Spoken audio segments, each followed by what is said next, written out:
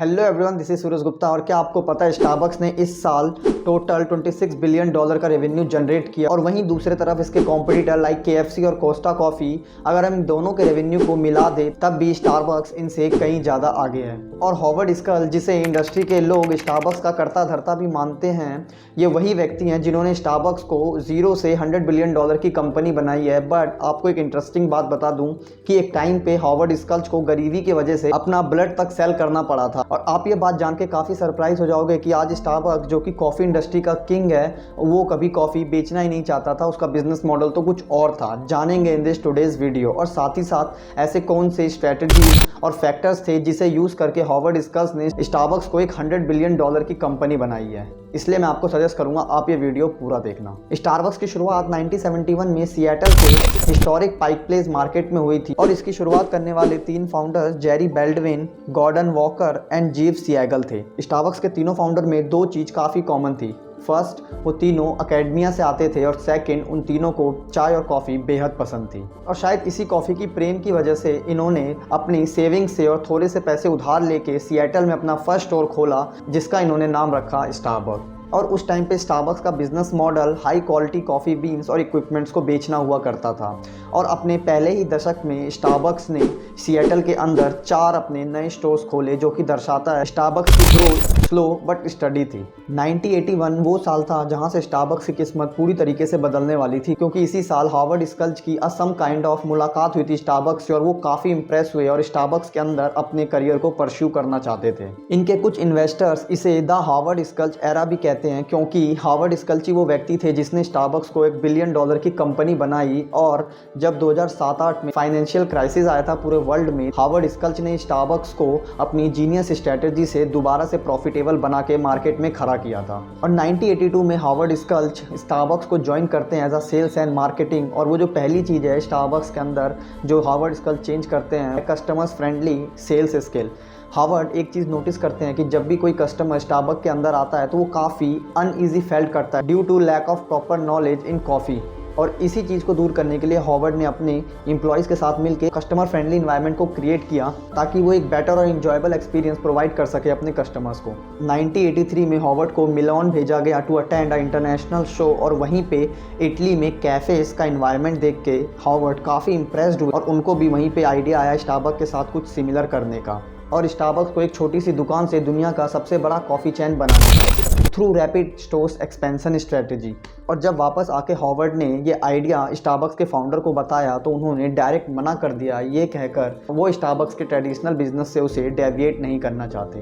Howard US में अपना सबसे बड़ा कॉफ़ी चेन बनाना चाहते थे। और इसी सपने को फुलफिल करने के लिए 1985 में उन्होंने स्टारबक्स से रिज़ाइन किया और अपना खुद का कॉफ़ी चेन हाउस खोला जियोनल नाम से, जो कि आगे चल के उनके लिए काफ़ी इमीडिएट सक्सेस हुई। और उन्होंने कुछ ही सालों में काफ़ी सारे स्टोर्स खोल लिए। फॉर्चुनेटली अनफॉर्चुनेटली स्टारबक्स के फाउंडर स्टारबक्स को सेल कर रहे थे। और जब ये बात हॉवर्ड को पता चली तो हॉवर्ड ने कुछ इन्वेस्टर्स के साथ मिलकर स्टारबक्स को पूरे 36 करोड़ रुपए में परचेस कर लिया। इसके पीछे भी काफ़ी इंटरेस्टिंग स्टोरी है। हॉवर्ड जब पैसों का अरेंजमेंट करने के लिए इन्वेस्टर्स के पास जा रहे थे तो हॉवर्ड टोटल 237 इन्वेस्टर्स के पास गए थे, जिसमें से 217 इन्वेस्टर्स ने उन्हें डायरेक्ट मना कर दिया। बट हॉवर्ड की गाइडेंस के अंदर आने वाले 4 सालों में 100 से भी ज़्यादा स्टारबक्स खुल चुके थे। और साल 2000 आते आते हॉवर्ड CEO से एग्जीक्यूटिव चेयरमैन बन चुके थे स्टारबक्स के। और उस टाइम पे स्टारबक्स ऑपरेट कर रहा था 3500 stores in more than 12 countries.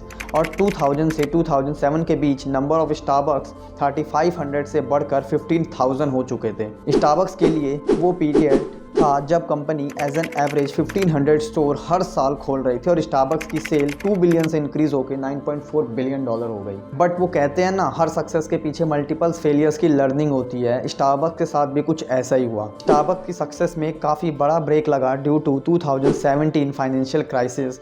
और स्टारबक्स का शेयर प्राइस 50% तक गिर गया था। बट अगेन स्टारबक्स को फिर से खड़ा करने के लिए हॉवर्ड स्कल्च आए और उन्हें सीईओ बनाया गया। और सीईओ बनने के एकमात्र न्यूज़ से स्टारबक्स का स्टॉक प्राइस 9.1% से बढ़ गया और उस टाइम पे हॉवर्ड ने स्टारबक्स की ग्रोथ में थोड़े टाइम के लिए हॉट लगाया और ज़्यादा फोकस कस्टमर्स के एक्सपीरियंस पे किया। 2008-9 में 900 से भी ज़्यादा कैफ़ेज़ को क्लोज कर दिया गया और लगभग 6800 एम्प्लॉयज़ को ले ऑफ किया गया। हॉवर्ड का गोल कस्टमर्स को ये याद दिलाना था कि स्टारबक्स एक प्लेस नहीं बल्कि एक इमोशन और लव्ड एक्सपीरियंस है।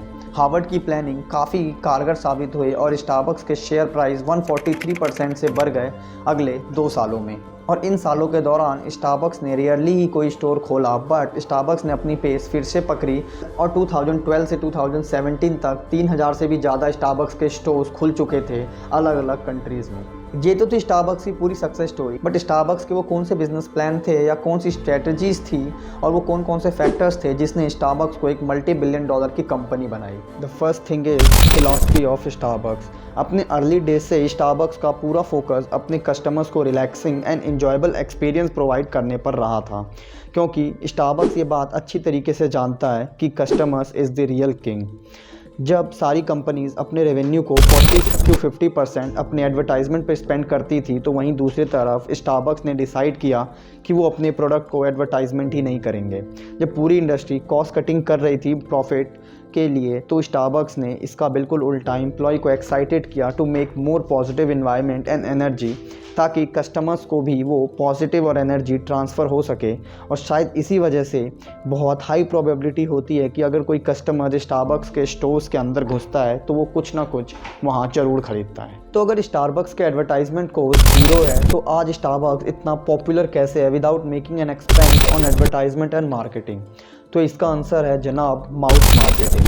स्टारबक्स अपने कस्टमर्स को इतना बेहतर एक्सपीरियंस प्रोवाइड कर देता है, या यूं कहूं इतना वैल्यू प्रोवाइड कर देता है अपने कस्टमर्स को, कि कस्टमर्स खुद जाकर दूसरों को बताता है और जहां से इनकी मार्केटिंग होती है। क्योंकि जब आपका फ्रेंड या रिलेटिव आपको कुछ सजेस्ट करता है कि यार उस ब्रांड की कॉफ़ी कितनी मस्त है, तो आपके माइंड में यह ज़रूर आता है कि एक ना एक बार ट्राई ज़रूर करना है। और आप जब स्टारबक्स में एंटर करते हो तो वहीं पर उनका इंजॉयबल एक्सपीरियंस, उनकी वैल्यू एडिशन, उनका इन्वायरमेंट और उनके एम्प्लॉय का बिहेवियर से आप इतने इन्फ्लुएंस हो जाते हो, तो आप अपने आप उनके परमानेंट कस्टमर्स बन जाते हो। और यहीं पे माउथ मार्केटिंग काफ़ी इंपॉर्टेंट रोल प्ले करती है। Second thing is the art of story telling.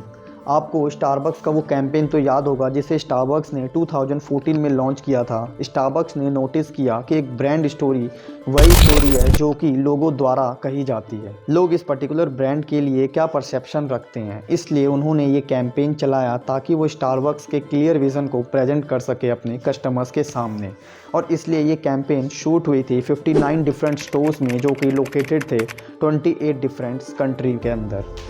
Starbucks अपने आप को प्रेजेंट करता है as a third place after your office and home, जो कि परफेक्टली देखी जा सकती है उस एड कैंपेन में, जो कि थी meet me at Starbucks. Third is excellent strategic location. Real estate business के अंदर एक टर्म होता है फ्रैपिचिनो इफेक्ट, जिसका मतलब होता है वहाँ पे अचानक से प्रॉपर्टी के प्राइस सिग्निफिकेंटली बढ़ जाते हैं जहाँ एक नया स्टोर खोलता है। अकॉर्डिंग टू डाटा 1997 से 2014 के बीच अमेरिका में एज एन एवरेज हाउस के प्राइस थे, उनकी वैल्यू 65% तक बढ़ गई थी। और वहीं वो हाउसेज जो कि स्टारबक्स से 500 मीटर के रेडियस में थे, उनकी वैल्यू 96% तक बढ़ गई थी। स्टारबक्स के पास एक प्रॉपर डेडिकेटेड टीम है जो 24 घंटे रिसर्च करती है और प्रॉपर्टी डाटा की मदद से वो लोकेशन के प्राइस बढ़ने से पहले उस लोकेशन को ख़रीद लेती है। और यही वो चीज़ है जो स्टारबक्स को हेल्प करती है एक प्रॉफिटेबल लोकेशन खरीदने में। और इसी परफेक्ट लोकेशन की वजह से आज स्टारबक्स की सेल बिलियंस में होती है। Thank you for watching the video. Have a good day. Bye bye.